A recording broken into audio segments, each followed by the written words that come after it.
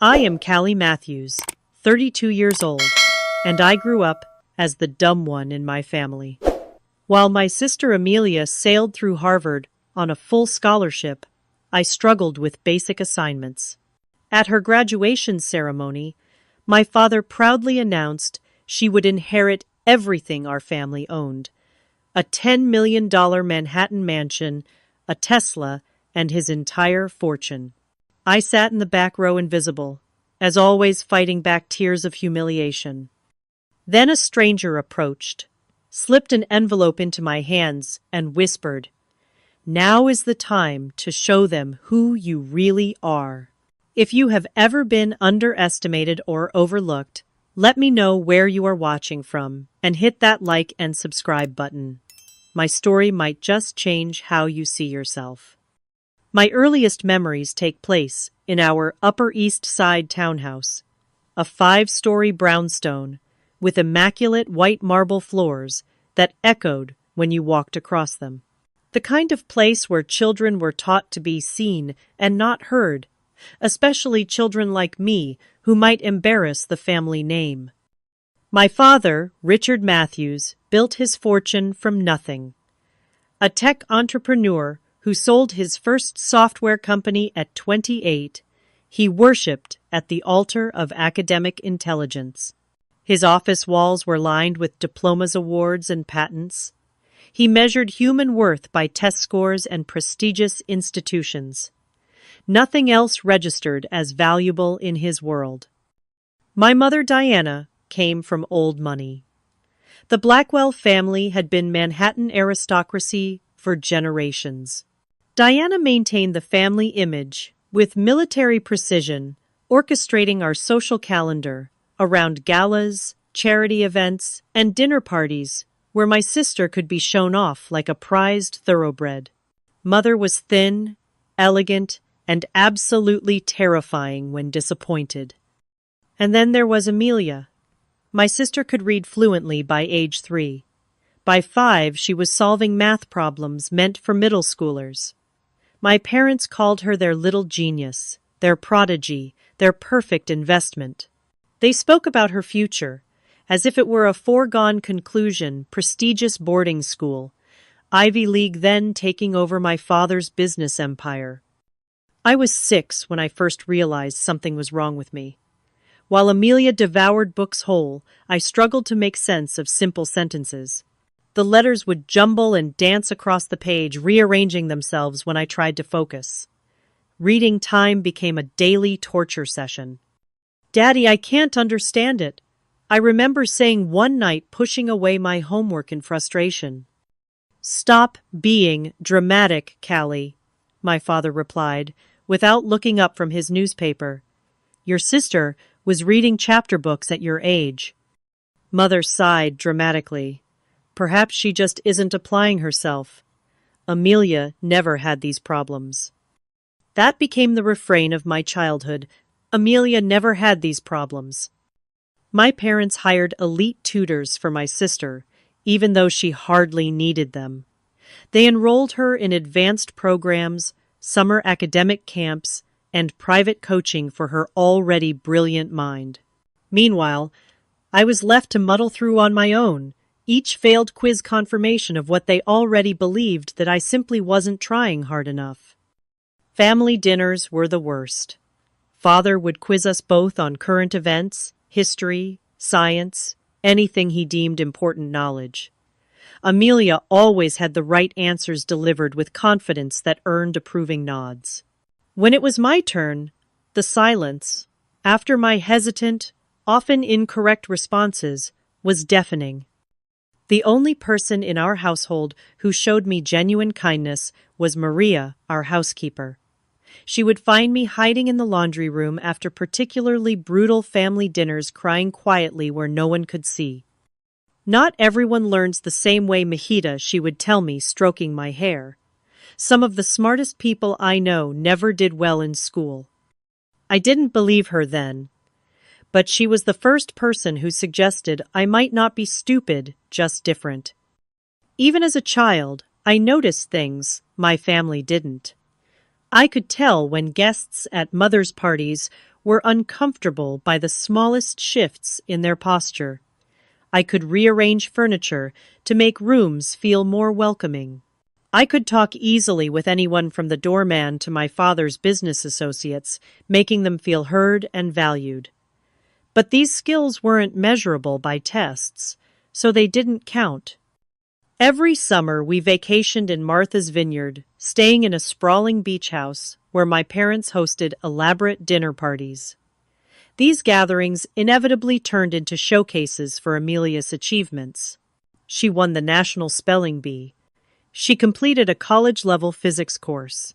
She was invited to a special program at MIT despite being only 12. I became expert at making myself scarce during these events, exploring the beach alone or hiding in the boathouse with a sketch pad, the one place I found peace. Christmas mornings told the same story.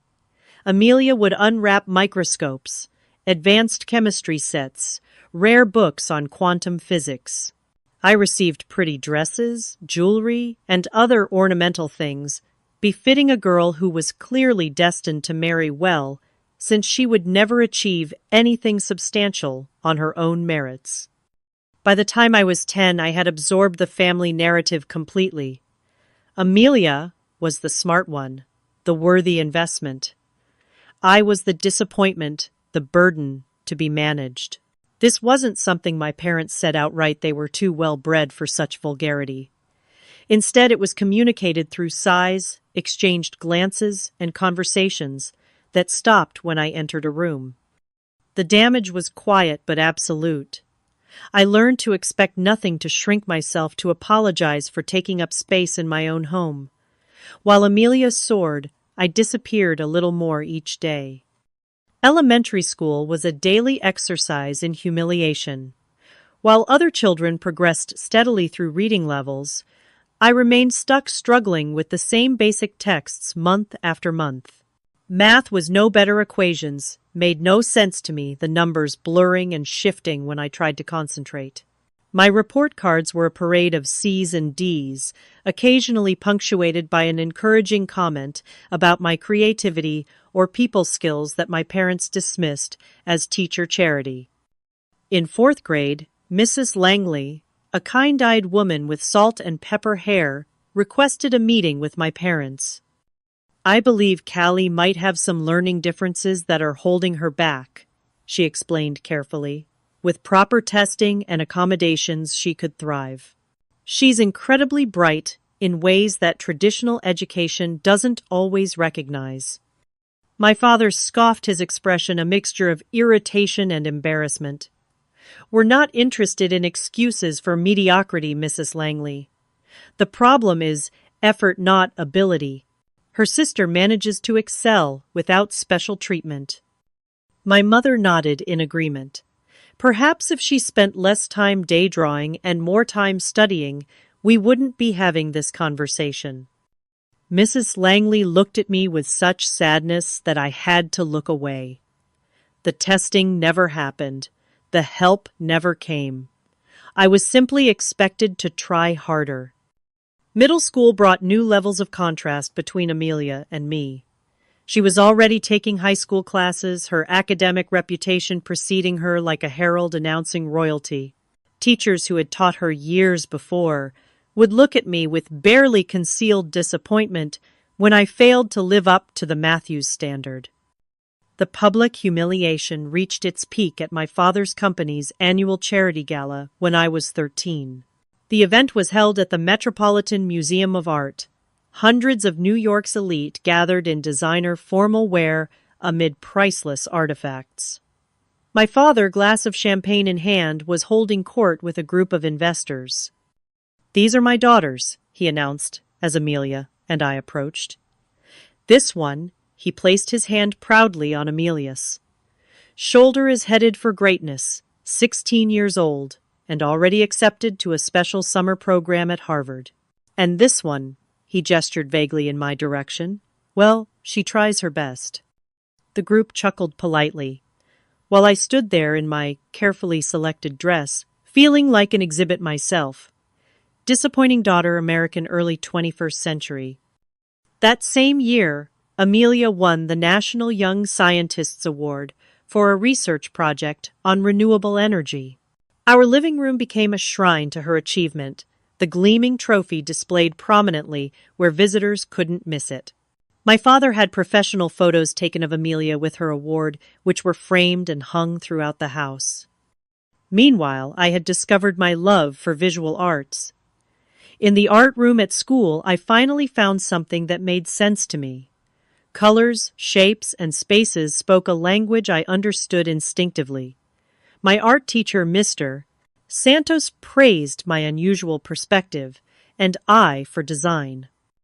When I tentatively showed my parents a portfolio piece that had won a local student competition, my mother glanced at it briefly. "That's nice, dear," she said distractedly. "A pleasant hobby for you." My father was more direct. "Art is for people who can't do real academic work, Callie. It's not a career for someone from this family." By high school, the emotional distance between my parents and me had become a chasm. We existed in the same house, but occupied different worlds. Amelia continued her meteoric rise, becoming valedictorian while taking a full schedule of AP classes. I barely maintained a C average each semester, a desperate scramble to avoid summer school. The day Amelia received her Harvard acceptance letter with a full merit scholarship, the house erupted in celebration. My parents threw an extravagant party, inviting everyone in their social circle to toast their prodigy's success. During the festivities, I overheard my father speaking to his business partner. "Finally, someone worthy of carrying on the Matthews legacy," he said, clinking glasses. I was beginning to worry about the future of everything I've built. My mother's contributions were equally painful in their casual cruelty. If only Callie had applied herself like her sister, she lamented to her friends over lunch. But we can't all be blessed with such brilliant children, can we? What my family didn't know, what I had carefully kept from them, was that I had finally sought answers on my own. At 17, I used money saved from birthdays and holiday gifts to visit an educational psychologist recommended by my guidance counselor. The diagnosis was clear: severe dyslexia and dyscalculia learning differences that explained my struggles with reading and mathematics. With proper accommodations and different teaching approaches, the psychologist explained I likely had above-average intelligence. The cognitive tests showed remarkable strengths in visual spatial reasoning, pattern recognition, and creative problem-solving, she told me. "You're not at all unintelligent, Callie. Your brain just processes information differently." I cried in her office, years of shame temporarily lifted by this simple validation. But I never told my family. By then, the narrative was too firmly established. The dumb daughter versus the genius. Trying to change their perception seemed both impossible and somehow beside the point. I was beginning to understand that their approval might not be worth having. When I decided to skip college after graduation, my parents didn't even argue. They seemed almost relieved to have their assessment of me confirmed. Amelia was off to Harvard, and I was staying behind proof of their two-daughter theory. One exceptional, one ordinary. What they didn't know was that I had a plan of my own. If traditional education wasn't my path, I would forge a different one. Without their knowledge or support, I set out to discover what I could accomplish when nobody was comparing me to my sister. Against my parents' wishes, I took a job as a receptionist at a small design firm in downtown Manhattan.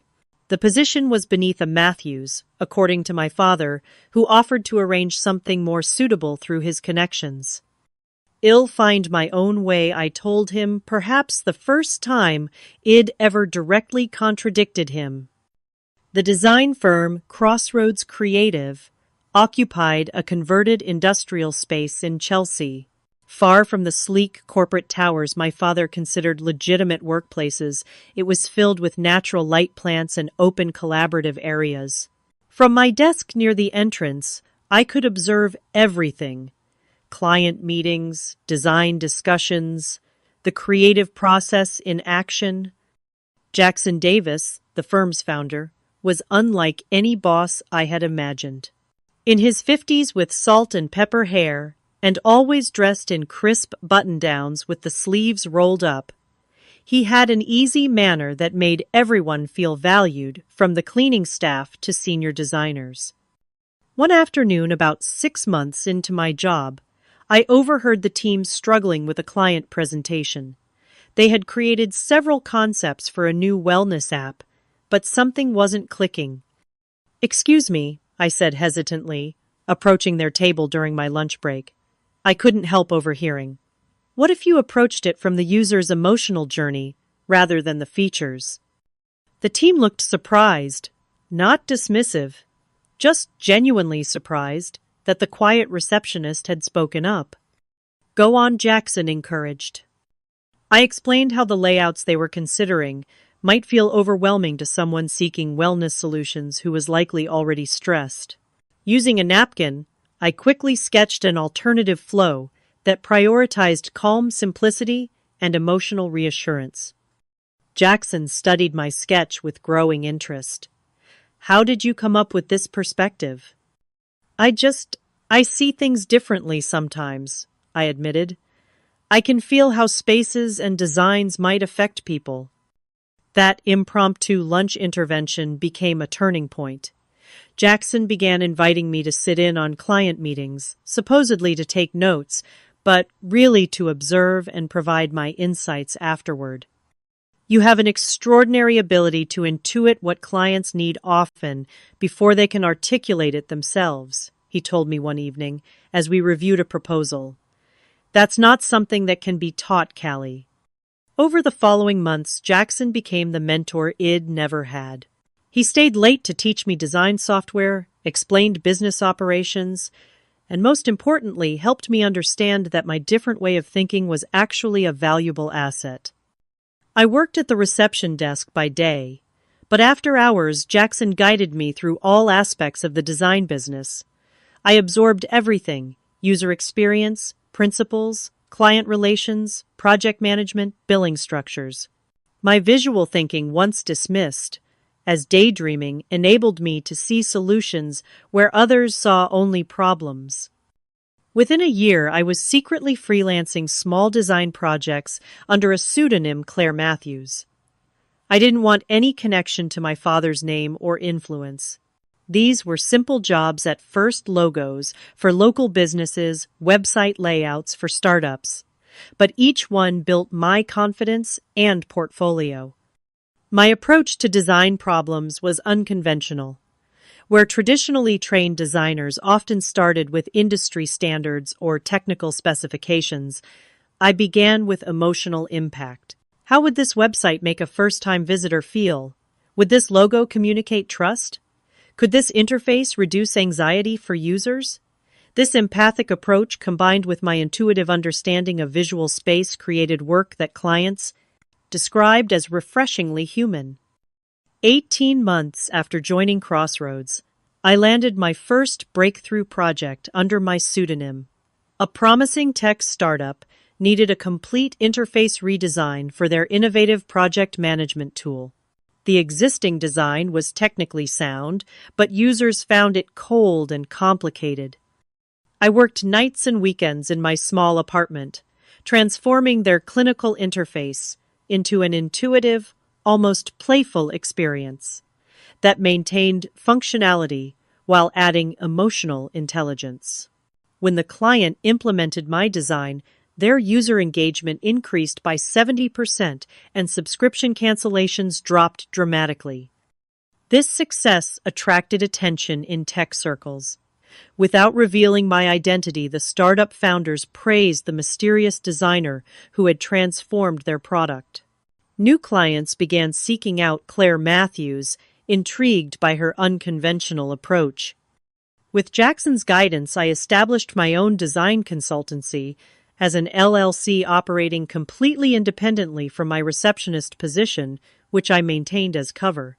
My parents believed I was still just answering phones, a suitable occupation for the family disappointment.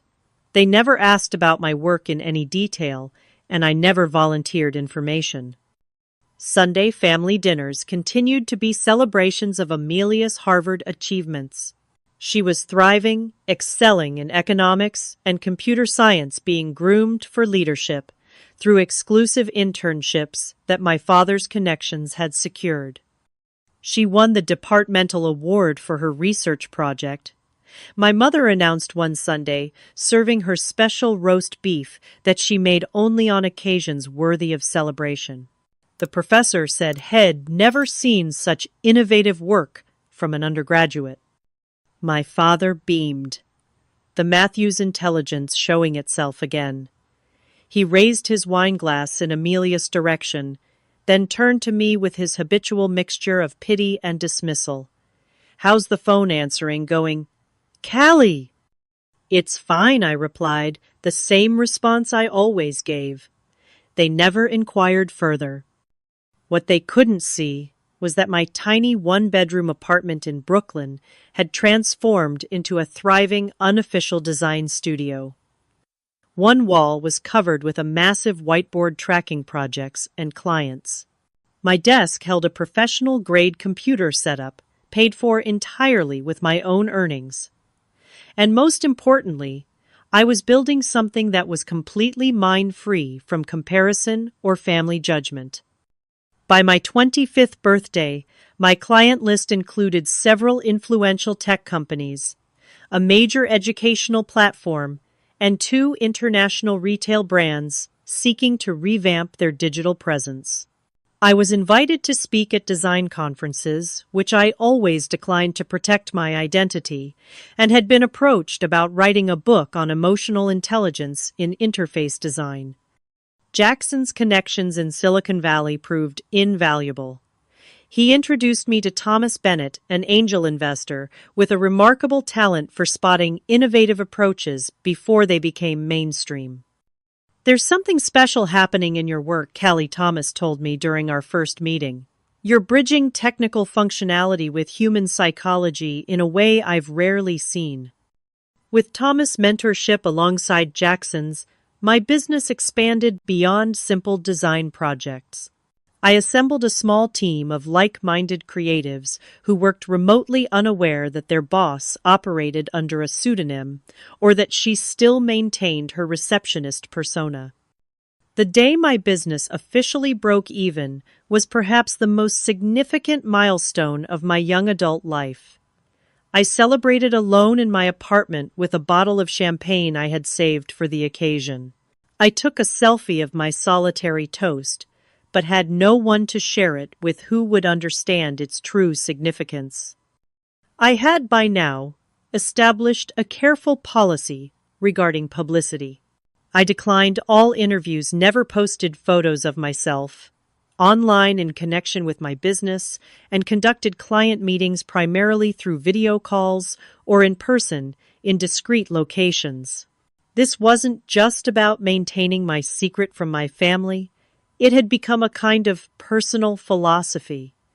I wanted my work to succeed entirely on its merits, not through connections or name recognition. What began as a defensive measure against my parents' judgment had evolved into a pure approach to design and business. Claire Matthews, my professional alter ego, existed solely through her work and ideas. There were no shortcuts, no favors called in, no doors opened because of family influence.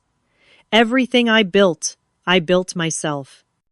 As Amelia approached her Harvard graduation with job offers from prestigious financial firms and tech companies, I approached a different milestone.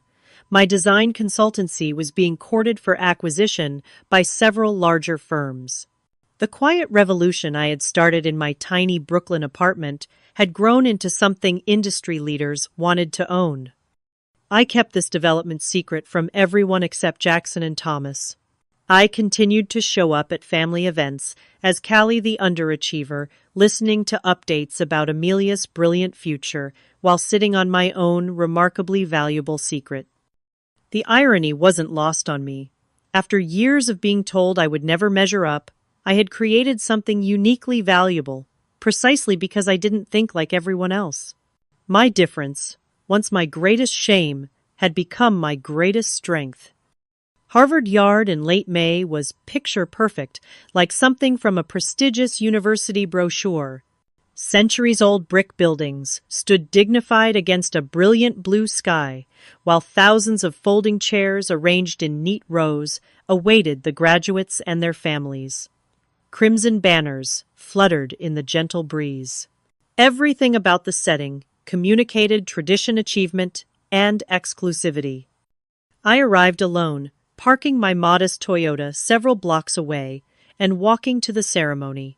My simple navy dress and low heels were functional and appropriate, but lacking the designer labels my mother considered mandatory for important occasions. Diana and Richard Matthews had arrived separately, chauffeured in a sleek town car, both dressed impeccably. My father in a tailored suit with Harvard crimson tie, my mother in a Chanel skirt suit and pearls. From 20 yards away, I could already hear my father holding court with a cluster of other parents. Amelia has 6 job offers already, he announced loudly enough for nearby families to overhear. Goldman Sachs, of course, but also interest from 3 tech companies and a think tank. It's just a matter of where shall make the greatest impact immediately. The other parents nodded appreciatively, some looking slightly deflated by the implicit comparison to their own graduating children. When my mother spotted me approaching, her smile tightened almost imperceptibly. "Callie, darling, you made it." She air-kissed near my cheek, careful not to smudge her perfect makeup. "That dress is... You didn't want to shop for something new for your sister's big day." Before I could respond, an usher approached to escort my parents to their seats in a reserved section near the front for families of summa cum laude graduates. I was directed toward the general seating area in the back. As always, I was adjacent to the family celebration, but not truly part of it. From my distant seat, I watched as hundreds of black-robed graduates filed in indistinguishable, except for the various honor cords and medallions some wore. Amelia predictably wore several gold cords, signifying her highest academic achievements. When her name was called Amelia Matthews magna cum laude in economics and computer science, a smattering of extra enthusiastic applause broke out from the VIP section where my parents, Saturday. I clapped, too, feeling the familiar mixture of genuine pride in my sister's accomplishments and the dull ache of knowing I would never earn such recognition from my family. After the ceremony, our parents had arranged a celebration at Harvest, an exclusive restaurant in Harvard Square, known for its seasonal New England cuisine and prohibitively expensive wine list. The private room was filled with extended family friends, and several of my father's business associates who had known Amelia since childhood. My father stood at the head of the long table, crystal champagne flute raised high. The afternoon sunlight streaming through the windows caught the bubbles in the golden liquid as he prepared to toast. "Today marks the culmination of everything we've invested in. Amelia," he began, his voice carrying the absolute confidence of a man who has never doubted his place in the world. "From the moment she showed her extraordinary potential as a child, her mother and I knew she was destined for greatness." Amelia sat at his right hand, looking beautiful and polished, in a white dress that had almost certainly been chosen by my mother. She smiled modestly at our father's praise, though I caught a flicker of discomfort in her eyes. As Amelia begins the next chapter of her remarkable journey, Richard continued, "Diana and I have made an important decision about the future of the Matthews legacy." The room quieted, all attention focused on my father. Even the servers paused in their work, perhaps sensing the gravity of the moment. "We are proud to announce that Amelia will inherit the entirety of the Matthews estate." My heart stopped. Though I had never expected equal treatment, The finality of everything was a shock. My father continued seemingly oblivious to my presence at the far end of the table. This includes our Manhattan residence on Fifth Avenue, valued at $10 million, our vacation property in the Hamptons Diana's collection of art and jewelry, my Tesla Model S, and my investment portfolio, currently valued at approximately $15 million. Murmurs of approval rippled through the gathering. $10 million for the Manhattan property alone, plus everything else my father had built and acquired over decades. The scale of the inheritance was staggering. My mother rose to stand beside my father, her hand resting on his shoulder in a rare public display of affection. Amelia has the intelligence to manage the family fortune properly, she added, the implication hanging heavily in the air. Unlike some, went the unspoken addition. Amelia glanced down at her plate, clearly uncomfortable, but not objecting.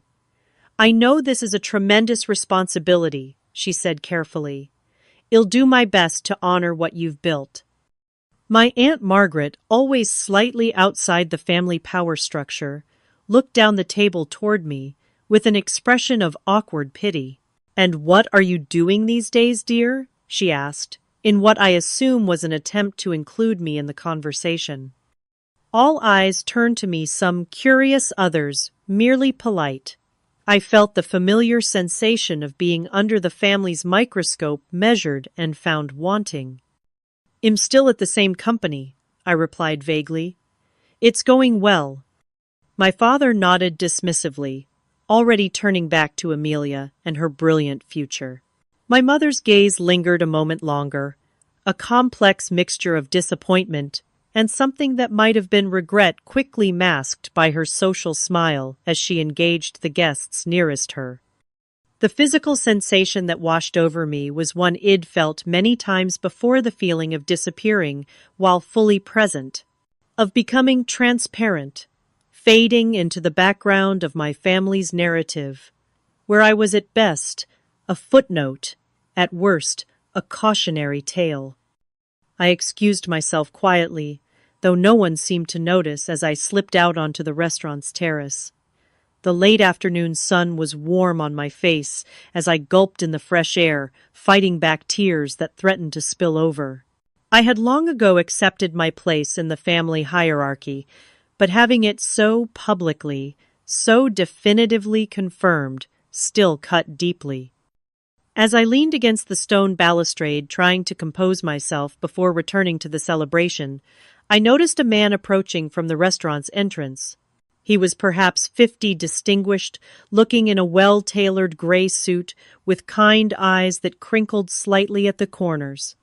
He walked with purpose, scanning the terrace until his gaze landed on me with clear recognition. "Callie Matthews," he asked, his voice warm and professional. I straightened, confused. "Yes." He smiled, extending his hand. "Thomas Bennett. We've spoken on video calls, but we've never met in person. I'm Jackson's partner." My breath caught. Thomas knew me only as Claire Matthews' successful design entrepreneur. His presence at my sister's graduation celebration could not be coincidental. Before I could ask questions, he reached into his suit jacket and withdrew a thick envelope. "I believe this belongs to you," he said quietly, pressing it into my hands. "Jackson and I thought today might be the perfect time for you to receive it." As I looked at him in confusion, he leaned closer and whispered the words that would change everything.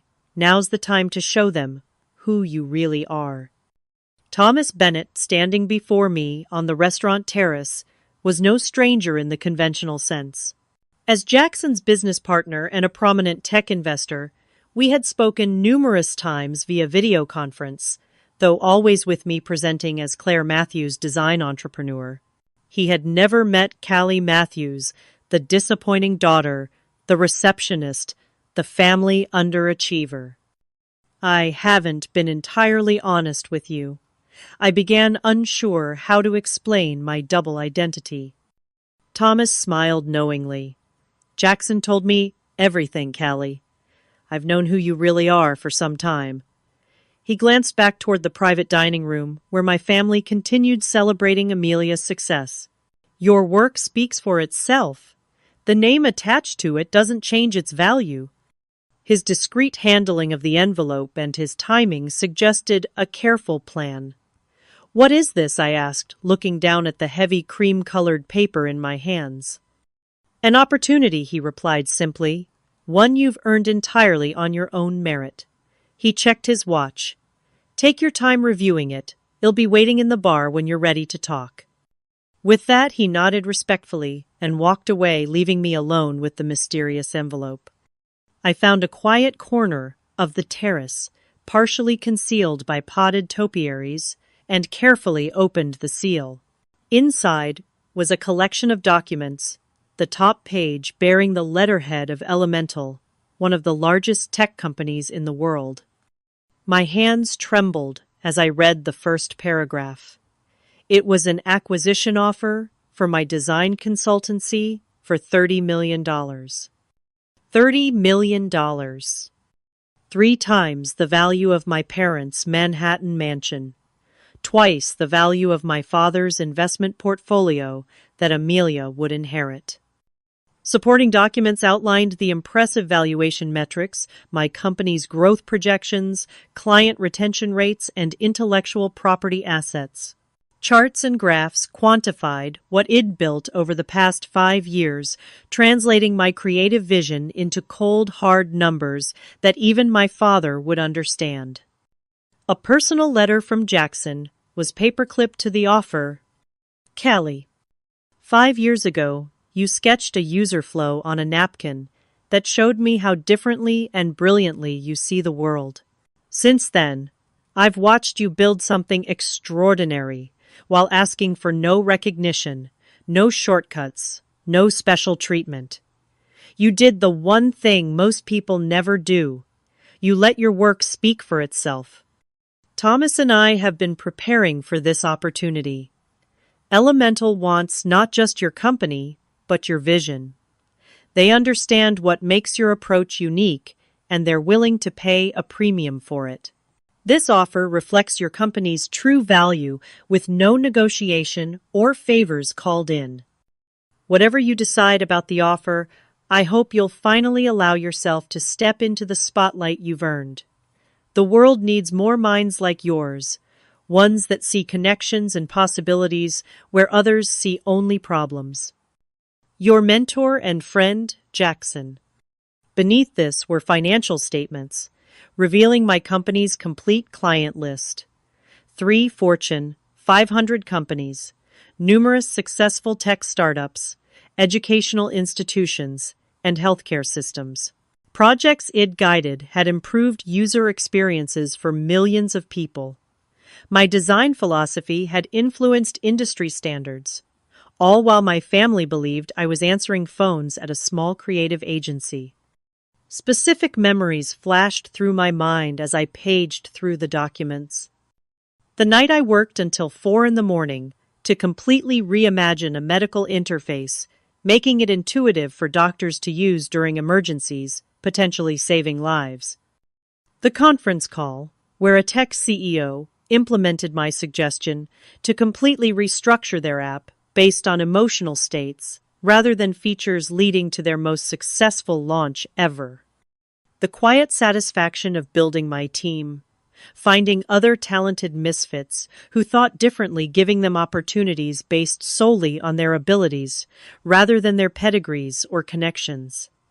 All those moments when I doubted myself, hearing my father's dismissive voice in my head, yet pushing forward anyway, trusting my unique perspective.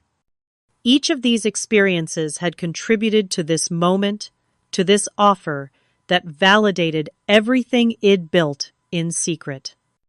The most remarkable revelation wasn't the money.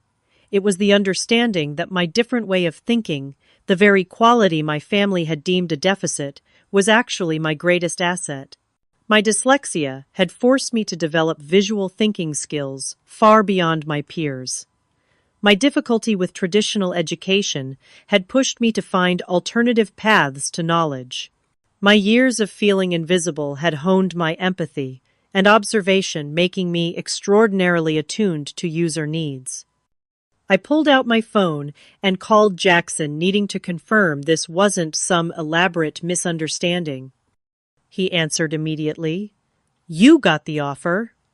"Is this real?" I asked, still struggling to process it all. "Every number, every detail," he assured me. "Elemental has been watching your work for over a year. The acquisition committee voted unanimously." But why now? Why here? I glanced toward the restaurant, where my family's celebration continued without me. "Thomas thought the timing might be significant for you personally," Jackson explained. "He has a flair for the dramatic, but his instincts are usually right." The surreal feeling intensified. In a single afternoon, I had gone from family disappointment to a $30 million success story. While my parents were announcing Amelia's inheritance of their fortune, I was discovering I had built something worth 3 times as much entirely on my own. "Do I deserve this?" I whispered, voicing my deepest insecurity. Jackson's response was immediate and firm. "Callie, you've earned this through thousands of hours of innovative work that has genuinely improved people's lives. If anything, Elemental is getting a bargain." As the reality sank in, I felt a profound shift in my self-perception. For years, I'd been operating in stealth mode, partly to avoid family judgment, but also because I feared I might not be good enough, that somehow my success was a fluke, or would evaporate under scrutiny. The detailed acquisition offer proved otherwise. Industry experts had analyzed my company from every angle and determined it was worth $30 million. My vision, my approach, my leadership, all validated by people who had no idea I was the disappointing daughter of Richard and Diana Matthews. I sat with this knowledge, letting it settle into my bones. The question now was, what would I do with it? I had spent years building a life and identity separate from my family. Did I want to bridge those worlds? Did I want them to know? As I considered my options, I realized this moment represented a fork in my life path. I could continue as I had been, accepting my family's narrative about me, while privately knowing the truth. Or I could finally stand in my full truth and power, forcing them to confront how profoundly they've misjudged me all these years. The thought of my father's face, when he realized his disappointing daughter had built something more valuable than his life's work without his help or connections, gave me a moment of petty satisfaction. But beneath that was something more substantive, a chance to break the destructive family dynamic once and for all. To stop the story of Callie, the failure, from being passed down to future generations. I gathered the papers, returned them to the envelope, and took a deep breath. Thomas was waiting in the bar, as promised, nursing a scotch and checking emails on his phone. "Have you made a decision?" he asked, as I slid onto the stool beside him. "About the offer, or about telling my family?" He smiled. "Both, I imagine, are intertwined." "I need to show them," I said, surprising myself, with the certainty in my voice. "Not for validation, not for revenge, but for truth. This secret has served its purpose, but it's time for reality to break through." Thomas nodded approvingly. "That's what Jackson predicted you'd say." He glanced toward the private dining room. "Shall we?" I stood, envelope clutched firmly in my hand, a strange calm replacing the hurt and anger of earlier. With each step back toward my family, I felt myself transforming from the person they'd always believed me to be into the person I'd actually become. When Thomas and I re-entered the private dining room, the celebration was in full swing. Champagne flowed freely as my father regaled the gathered guests with stories of Amelia's childhood brilliance. My mother surveyed the scene with satisfied pride, occasionally touching her daughter's arm affectionately. I had been gone for nearly 30 minutes, yet no one had noticed my absence. I waited quietly near the entrance, observing the tableau of family dynamics that had shaped my entire life. Thomas stood respectfully behind me, a solid presence lending me strength for what was to come. My opportunity arrived during a brief lull in conversation, as my father raised his glass for yet another toast. "Before we continue," I said, my voice clear and steady, cutting through the celebratory atmosphere, "I'd like to say something." Heads turned, expressions ranging from surprise to mild annoyance at the interruption. My father frowned slightly, clearly impatient to resume his moment in the spotlight. "Of course, Callie," he said with forced politeness. "Keep it brief, though. We have more toasts to get through." I moved to the center of the room, feeling a new confidence flowing through me. The envelope felt substantial in my hands, anchoring me to the reality of what it accomplished. "Today is about celebrating achievement," I began, "and I couldn't agree more that achievement should be recognized." Something in my tone caused a subtle shift in the room's energy. My mother straightened in her chair, her social smile faltering slightly as she studied my expression. "For the past 5 years, I've been building something," I continued. "Something none of you know about, because frankly, none of you have ever asked." My father exchanged glances with my mother, confusion evident in both their faces. "What exactly are you talking about, Callie?" he asked, his tone suggesting this was another of my incomprehensible tangents. "I'm talking about Claire Matthews Design Consultancy," I replied. "My company." A ripple of uncertain murmurs moved through the gathering. My cousin James leaned forward, genuinely curious. "You started a company?" I nodded. "Yes.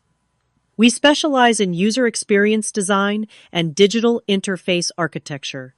Our clients include Telson Medical Systems, Educate, Global Beacon Financial Technologies, and several other companies you might recognize." I began naming my impressive client list, watching as recognition dawned on some faces. These weren't small businesses or local shops. These were major players across multiple industries. My father's confusion was shifting toward disbelief. "If you're trying to compare some small freelance operation to your sister's achievements," I removed the acquisition documents from the envelope and placed them on the table. "This is an offer from Elemental Technologies to acquire my company for $30 million. The silence that fell was absolute. My father stared at the papers, his expression cycling through disbelief, shock, and something approaching fear. He reached for the documents with hands that were not quite steady. "This can't be real," he muttered. But his voice lacked conviction as he scanned the official letterhead and detailed terms. My mother, always quicker to adapt to social situations, attempted to regain control of the narrative. "We always knew you had potential, Callie," she said with a strained smile. "You just needed to find your path." I fixed her with a direct gaze. "Did you?" "Because I've been working at this company for 5 years, and neither of you has ever asked a single meaningful question about my work." Amelia, surprisingly, was the first to recover from the shock. Looking genuinely interested, she asked, "You built this yourself, without telling any of us?" I nodded. "I have dyslexia and dyscalculia. I was diagnosed at 17, but kept it to myself, because by then it was clear nothing would change the family story about me." My father's head snapped up. "What are you talking about?" "I'm talking about learning differences, Dad, not laziness or stupidity. My brain processes information differently than most people, which made traditional education nearly impossible for me. But it also gives me unique strengths in visual thinking and pattern recognition." I spoke with growing confidence, years of accumulated knowledge flowing out of me. "There are many forms of intelligence. The narrow definition this family has worshipped IQ tests, standardized exams, prestigious institutions isn't the only valid measure of a person's capabilities or worth. My Uncle Robert, who had always treated me with slightly more kindness than the others, studied the acquisition documents with professional interest. As a corporate attorney, he recognized the legitimacy of what he was seeing. This is a standard acquisition offer from a major tech corporation, he confirmed, looking up with new respect in his eyes. 30 million that's extraordinary for a company your age. Richard Matthews, my father, the man who had defined my value or lack thereof, my entire life looked physically shaken. He attempted to reassert control in the only way he knew how, through dismissal. If this is somehow legitimate, he said, struggling to maintain his composure, it's obviously a fluke. Some trend or fad in whatever this design thing is. Thomas stepped forward, then extending his business card to my father. Thomas Bennett, Venture Capital and Angel Investment. I've been working with your daughter for 3 years now. I can assure you, Mr. Matthews, that what Callie has built is both legitimate and remarkable. Her approach to design has influenced industry standards and improved digital experiences for millions of users worldwide. My father stared at the card, then at Thomas, recognition dawning. Bennett, from Bennett Capital, the same Thomas Bennett who had declined to invest in one of his recent ventures. The room had transformed. The celebration of Amelia's graduation and inheritance announcement was now completely overshadowed by the revelation of my secret success. Family members and friends who had barely acknowledged my presence earlier were now looking at me with newfound interest and respect. Diana Matthews, ever conscious of appearances, made one last attempt to incorporate this new reality into the family narrative without disrupting it entirely. Well, this is wonderful news. 2 successful daughters, the Matthews genes, showing themselves in different ways. I shook my head, unwilling to allow this convenient revision of history. This isn't about genes or family legacy. I built this despite this family, not because of it. I created it in the spaces between being told I wasn't enough. I succeeded not because of your support, but in its absence. My words hung in the air, unavoidable and true. Some guests looked down at their plates, uncomfortable with the raw emotion now exposed in what had been a carefully choreographed social event. Amelia stood then, moving around the table toward me. In a gesture that surprised everyone, perhaps even herself, she hugged me. "I'm sorry, Callie," she whispered. "I never knew how much you were struggling. I should have seen it." Her sincerity touched me unexpectedly. Perhaps she too had been trapped in the family narrative, cast as the golden child, with no option to be anything else. As I looked around the room, I saw the uncomfortable reality setting in for my parents. Everything they thought they knew about their children, about intelligence, about success, was being fundamentally challenged. The daughter they'd dismissed had created something more valuable than what they'd spent decades building. The inheritance they'd just announced with such fanfare was dwarfed by what I'd earned through my own efforts. "Dad," I said, my voice gentler, "now you always taught us that results matter more than intentions. Well, here are my results." He looked up, the man who had never been at a loss for words, now struggling to find any response. "I don't need your inheritance," I continued, "or your approval anymore. What I would like is a relationship based on who I actually am, not who you assumed I was. That's entirely up to you." With those words, I placed the acquisition documents back in their envelope and turned to leave. My mother's voice stopped me. "Callie!" "Wait," she called, her carefully constructed social mask, slipping to reveal genuine emotion. "Where are you going?" "I have a meeting with Elemental tomorrow morning," To discuss the acquisition terms, I explained. And after that, I'm going back to my company, which still needs my leadership, regardless of whether I accept this offer. In that moment, standing in the doorway of the private dining room with Thomas beside me, I finally felt the weight of pretense lift from my shoulders. For years, I'd carried the burden of being the family disappointment, shrinking myself to fit their limited perception. Now I stood before them as I truly was successful, capable, and entirely my own person. As I walked out of the restaurant, head held high, I caught a glimpse of my reflection in the decorative mirrors lining the hallway.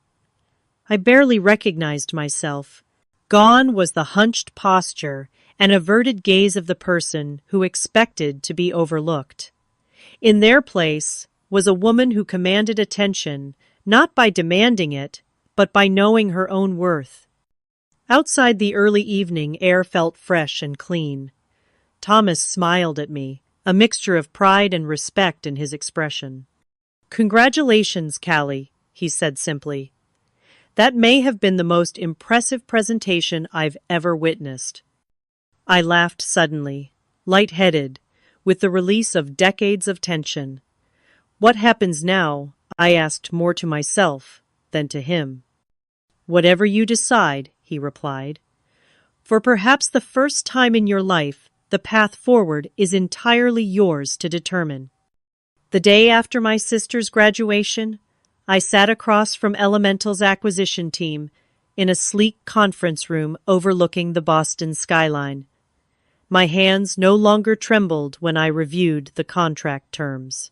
My voice no longer hesitated when I negotiated for creative control alongside the $30 million payout. What these seasoned executives couldn't see was the emotional hurricane still swirling inside me. The confrontation with my family had released 32 years of suppressed feelings, anger, grief, vindication, and a strange kind of liberation that left me feeling both weightless and disoriented. In the weeks that followed, I moved through important decisions in a state of heightened clarity. I accepted the acquisition offer, but with carefully structured terms, ensuring I would maintain leadership of my creative team. I purchased a loft in Tribeca that became both home and the new headquarters for my expanding business. The space reflected my design philosophy: open, intuitive, warmly inclusive, with adaptive features for different working styles. My first major project after the acquisition was establishing the Different Minds Foundation, dedicated to supporting students with learning differences. The foundation provided scholarships, technology, and specialized tutoring, but more importantly, it created mentorship programs connecting successful professionals who had overcome similar challenges with young people still struggling in traditional educational environments. "It's not about fixing different brains," I explained at the foundation's launch event. "It's about creating environments where different brains can thrive." The hardest part of my post-revelation life was navigating my transformed family relationships. 3 weeks after the confrontation, my father called. His voice, usually so commanding, sounded uncertain. "Callie," he began awkwardly, "your mother and I have been discussing everything that happened at Amelia's graduation." I waited, giving him space to continue. Years of therapy had taught me that I couldn't control how my family responded to my truth, only how I reacted to them. "We wondered if you'd join us for dinner next Friday," he said finally. "Just the 4 of us, to talk." I agreed, but with clear boundaries. We met at a neutral restaurant rather than the family home, and I arrived with prepared talking points and a promise to myself that I would leave if the conversation became toxic. That dinner was the first of many difficult conversations. My father, a man, defined by certainty, struggled visibly with having been so catastrophically wrong about his daughter. In his own clumsy way, he tried to understand. "These learning differences," he said during our third family dinner, "how do they work exactly?" I explained dyslexia and dyscalculia as best I could, describing how letters and numbers scrambled before my eyes, how traditional teaching methods had failed me, how Id developed alternative strategies. He frowned, processing this information through his rigid worldview. But you've clearly overcome them. You don't need accommodations anymore, right? It was a fundamental misunderstanding that revealed how far we had to go. I don't overcome dyslexia, Dad. I work with it. It's part of how my brain is wired, not a defect to fix, but a different operating system. My mother found it easier to adapt to the new reality, at least superficially. Diana had always been concerned with social standing, and suddenly, her disappointing daughter was a successful entrepreneur profiled in business magazines. She began mentioning me at her charity functions, proudly noting my company's latest achievements. But genuine connection was harder.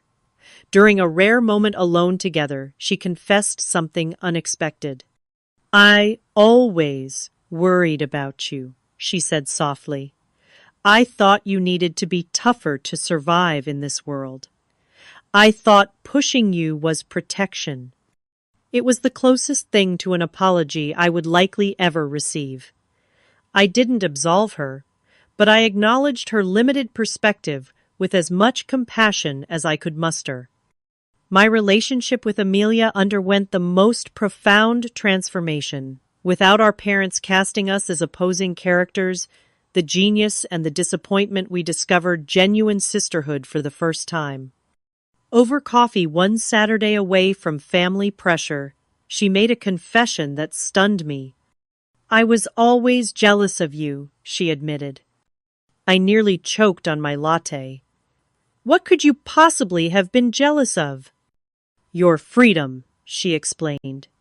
"Every step of my life was predetermined. Harvard was decided when I was 12.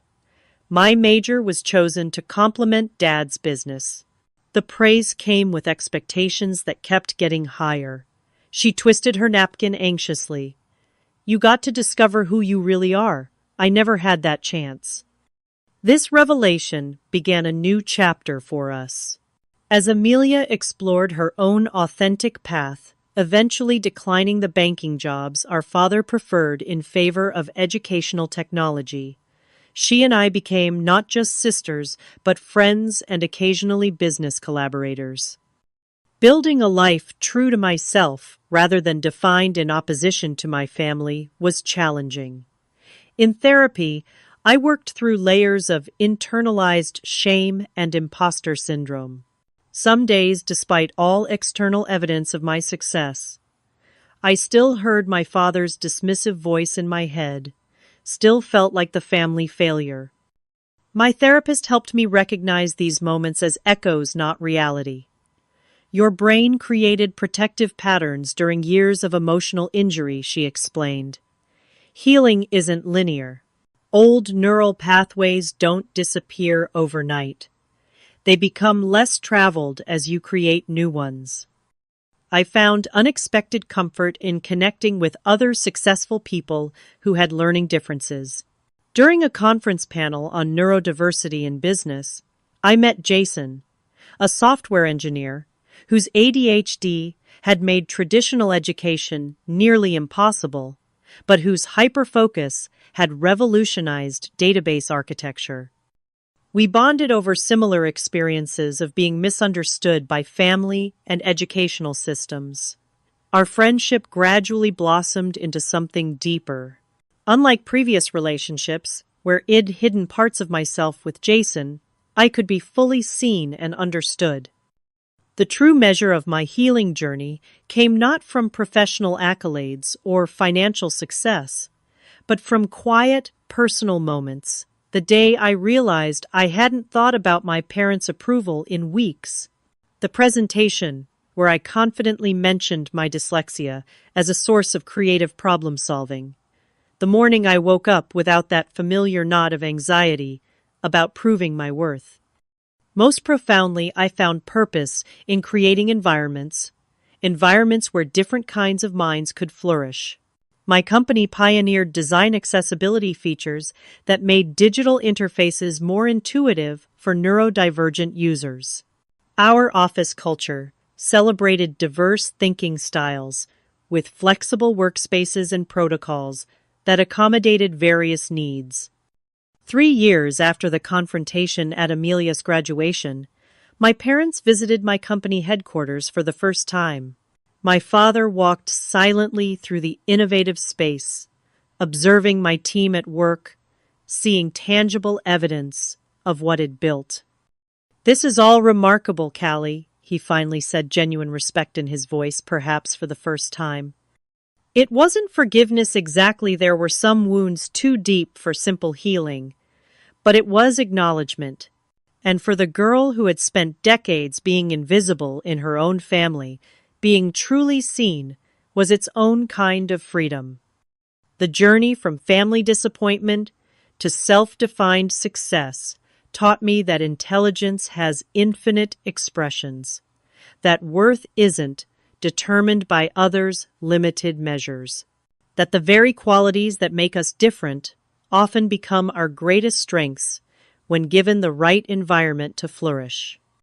The most valuable inheritance isn't money or property, but the freedom to become yourself, especially when that self defies others' expectations. My parents gave my sister a $10 million mansion and the burden of fulfilling their dreams. I gave myself permission to follow my own unique path and built something far more valuable in the process. Have you ever been underestimated or misunderstood by those who should have supported you most? Has someone ever tried to define your worth by a single narrow measure, missing everything that makes you exceptional? I hope my story reminds you that other people's limitations aren't your own. Your different way of thinking, learning, or being in the world might just be your greatest gift. Leave a comment below sharing your experience with being underestimated, and don't forget to like, subscribe, and share this video with someone who needs to hear that their differences are their superpowers. Thank you for listening to my story, and remember, your path to success might not look like anyone else's, and that's exactly as it should be.